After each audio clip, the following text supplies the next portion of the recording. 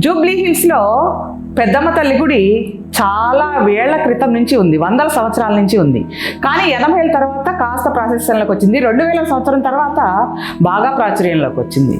దీని కథ ఏంటో తెలుసుకుందాం. ఫస్ట్ ఈ జూబ్లీ హిల్స్ అనేది ఒక అరణ్యంలాగా కొండలు గుట్టలతో అలా ఉండేది. కానీ ఈరోజు అది నగరం నడిబొడ్డుకు వచ్చిందనుకోండి. ఆ రోజుల్లో ఆటవిక జాతుల వాళ్ళందరూ కూడా అక్కడ నివసిస్తూ ఉండేవాళ్ళు. అలాగే ఒకరోజు అసలు ఈ స్థల పురాణం ప్రకారం ఏం చెప్తుందంటే, మహిషాసురుడు అనే రాక్షసుడు అందరినీ హింసిస్తుంటే అమ్మవారు దుర్గాదేవి ఈ మహిషాసురుని అంతమొందించి యుద్ధం చేసి అలసిపోయి అలా ఇప్పుడు జూబ్లీ హిల్స్లో ఉన్న ప్లేస్లోకి వచ్చి అలా సేద తీరుతూ అక్కడ వెలిసిందని చెప్తారు. ఆవిడ మొదటగా దుర్గాదేవే పెద్దమ్మ తల్లిగా అవతరించిందని. పురాణాల్లో పెద్దమ్మ తల్లి పేరు ప్రస్తావన రాదు, కానీ ఈ పెద్దమ్మ తల్లి అంటే అమ్మలకి అమ్మ అని. వెలిసాక అక్కడ ఉన్న ఆటవిక జాతుల వాళ్ళు వాళ్ళకి ఏదైనా సంతోషాలు వస్తే చక్కగా పొంగళ్ళు చేసి డ్యాన్సులు చేసుకోండి, వాళ్ళకి ఏదైనా బాధలు వస్తే బలులు, కొళ్ళు, మేకలు వాటిని ఇచ్చేసి అమ్మవారిని శాంతింపజేయటం ఇలా జరుగుతూ ఉండేదంట.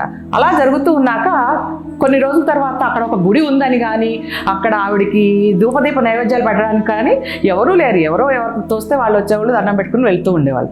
అలా కొన్ని రోజుల తర్వాత స్థానిక భక్తులకి అమ్మవారి కల్లో కనిపించి నాకు ఒక గుడిని ఏర్పాటు చేయండి అని కోరినట్లు అప్పుడు ఆ స్థానికులు అమ్మవారికి అక్కడ గుడి కట్టినట్టు స్థల పురాణం చెప్తుంది.